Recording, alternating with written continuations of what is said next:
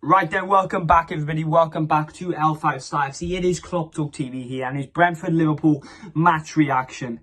And yeah, it was very frustrating at the end of the day. Liverpool 3, Brentford 3 at the Brentford Community Stadium. It is Sunday evening and it is a solo video. However, it is not a solo actually, it is a duo. Me and Ben will be giving our thoughts, not together, in separate clips. So please stay around for that and hear Ben's thoughts. But before we get into the video, obviously smash that like button, smash that subscribe button. If you're here and you still haven't done that, what are you doing with yourself? Smash that like button, smash that subscribe button. And yeah, it was a very frustrating way to end the day. Chelsea lost, Man United lost. It was set in disguise. It was set in stone for Liverpool to go on and win the game, get the 3 points, get the job done. We scored 3 goals yet again, but we conceded 3, which is very unheard of. Now let me break down the performance, break down the goals that we conceded, break down the goals that we scored as well. So obviously they scored first. It was a very poor goal to concede that first goal. All 3 goals could have been reversed, in my opinion. I felt we should have traced it back to source. We should never have let it happen. Although, you have to put your hands up and give credit where credit is due. Brentford played their game to a T. They got chances and they executed them well. And they took opportunist chances. So their first goal come in and it was a ball drilled in from the right-hand side. All crosses these goals originated from. And it just trickled the way through, and this one would wound me up the most because the pace of the ball was so slow that it just went past, and it went past all 4 players and just went in by Ethan Pinnock. And Brentford scored. You know what they say, you're most vulnerable when you've just scored. It was a shocking goal to concede. We fired back shortly after. Diogo Jota with a bullet header. Man, that guy wins headers, and he's not even 6 foot, man. He's an absolute beast in the air. 3 centre halves, all about 6 foot. It was an end-to-end game. It was clearance after clearance. Matip had one. Then I think it was Aya from Brentford saved one off Salah. It was absolutely mad. David Raya had a stormer game, and you have to give credit there as well. But then we equalised with Diogo Jota, and then we took the lead thanks to a brilliant chip ball by Fabinho. It was an absolutely unbelievable ball. Questionable defending by Fabinho throughout the game. I felt the cohesion between Liverpool was completely unseen of before this game. I think it was just frustrating in the sense that in our transitional play, when we were going from defence into attack, we were playing the ball to the person. We were playing it to them. But instead of, say, if Van Dijk plays a ball to Robbo and Robbo's running forward and the ball's just in front of him, the ball was to his back foot. And I'm not saying Van Dijk was poor on the day, but it was just little instances like that where the cohesion was slightly off, forces Robbo maybe to reset the ball, and that just halts our attack a little bit. And I felt like, although that doesn't prove my point justice, the fact we scored 3 goals. You know, we went on, we scored that second goal, we put, we took the lead, and you thought, right, this is the Liverpool now, we're going to start turning it on. We've grown into the game now by this point. But then Brentford scored again, and it was a goal, again, sloppy to concede, but at the end of the day, they deserved it with that tempo that they set out the game. So obviously they scored that second goal. And Curtis Jones, take a bow, son. What an absolute screamer from Curtis Jones. Oh, man, that guy's insane. And, yeah, the yellow kit actually looked better on the players. Let me know your comments down below on the yellow kit. But obviously 3-2 up. Salah misses a golden chance, and big up to Mo, obviously getting 100 goals. He can miss that without excuse. He can miss that without everyone having a go at him, because he does his job on a daily basis. But then we conceded late, 81st minute, and that's what was so deflating. It was so deflating because we scored 3 goals, but defensively we weren't compact enough. And we should have no arguments, because at the end of the day, if you were looking at that game and say Liverpool deserved to win, that we did not deserve to win. That's the end of the story. However, Brentford didn't deserve to win. And I think going off it and looking from a clearer perspective, a draw is probably a fair result. I think both teams didn't really deserve to win. Although they did play some good stuff, I don't think one was better than the other. I just felt like Liverpool would not to their standards. Betsy, don't bark, lad. Please don't bark.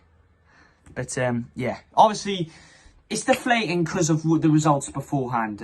Just hoping my dog doesn't bark through this video. But, yeah, look, we move on. We move on. We're champions in our heads. We have a winner's mentality. I'm sure we'll move on in a positive way. And hopefully the Reds can deliver on Porto. There'll be a live preview tomorrow, so tune in over there. But obviously, smash and subscribe to Klopp Talk TV. Smash subscribe to L5 FC. Now you can hear from the big man himself, Ben, here we go. And yeah, I don't really think that I need to explain it. I feel like most of the people watched the game. They saw it as, quite a thriller. Curtis Jones scored a screamer. Our defense was all over the place. The midfield played quite good, actually. I mean, out of all the areas in the game, I feel like the midfield was probably the area that did the best. Henderson played really well. He showed his leadership, showed his leadership on the field. He made good forward runs, was driving forward, as well as Curtis Jones. He also tried to get forward. Of course, we saw, he scored an absolute screamer, man. And Fabinho just did what Fabinho does best. But I definitely feel like it was a game that was crying out for the likes of Keita or Thiago to, to just control the game, because we really lacked a midfielder that could hold the game and keep possession and control it, because we lost the ball so easily.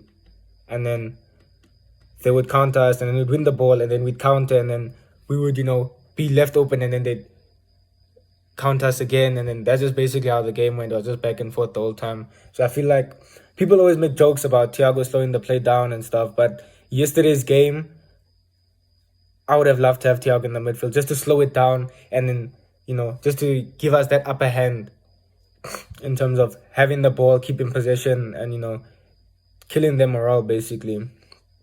But obviously, Thiago's injured, and Keita's injured, and Elliot's also injured, man. So we didn't really have that type of midfielder, and we didn't really buy anybody in the summer, so I guess that's that. In terms of the defense, I feel maybe Andy Robertson shouldn't have started. I just feel like personally he's just played a lot of games, so I feel like I wouldn't have minded seeing Tsimikas start, because he's been playing really well. And I don't know, man. Robertson really didn't have the best of games for me. I mean, he did make a few good forward runs, but besides that, he didn't really have a good game. Same with Trent. Most of the balls, most of the plays were being targeted down Trent's side, down his channel. So I feel like they really exploited him in terms of that. And I mean, there's nothing wrong with that. I feel like it can happen to any defender in the world. If you're being targeted, you are going to be exploited. In terms of attack, Salah scored. He did play well. He could have scored a hat-trick even. But obviously, we can't expect him to score every chance he gets. But I feel like it's also a game where we didn't take all our chances, but we did take enough chances. So I wouldn't blame our strikers for this game, except for, if I have to say, like, when you get the chance, we have to take them, man. Like, we can't be giving away chances, because the league is going to be so close this year, man, between us, City and Chelsea. These are the type of games where you drop points and then you lose the league by 1 point at the end of the season, man. So we need to be taking our chances, dude. Jota also played well, man. Yeah, I feel like all of us just really enjoy watching Jota play. The next one is, I feel like it's something that a lot of people have been questioning, and that's why Mane started. Personally, I understand why Mane would start, because he's been one of our key players for the past, 4 or 5 years. So I feel like I understand why he started, but I feel like Minamino should have definitely at least gotten a few minutes, even if it was just like 10 or 20 minutes, just to at least show what he can do. Because, I mean, he scored 2 goals midweek. So obviously, like, his confidence is high now. So what? Take him out. Like, I mean, give him a chance, give him a run out. Let's see. Because, I mean, Sadio didn't do anything in this game, man. I didn't see Sadio at all. And honestly, Sadio's decision-making these days is literally so bad.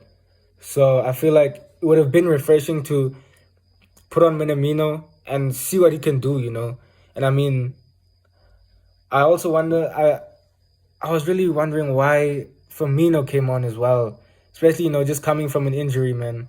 So, I mean, because Firmino's a versatile player. Like, he can play in the cam, he can play on the wing, he can play as a striker, he can play most positions across that front four. So I feel like we could have brought on Minamino instead of Firmino. But obviously, I understand why Firmino would come on as well. But I just feel like no matter like if we're winning or we're losing, Minamino should have at least gotten some minutes, you know. And I guess the same you could say with Origi, man, because he offers something different than the rest of our attackers. So that would have been nice to see. He could have maybe even gotten a goal from maybe one of Trent's crosses, or like I said, he just gives something a little bit different from everybody else, man. But overall, I feel like it's definitely 2 points dropped. It was a big chance for us to give ourselves that cushion for next week's game against City. But yeah, man, that's that. So we have to do things the Liverpool way. You know, we can never do things the easy way. We have to make things difficult for ourselves. But yeah, that's just how we play. That's just how we are. So yeah, next week is a big game for us. So I hope we pull up our socks next week. But yeah, that's all from me, man. I'll check you guys. Cheers.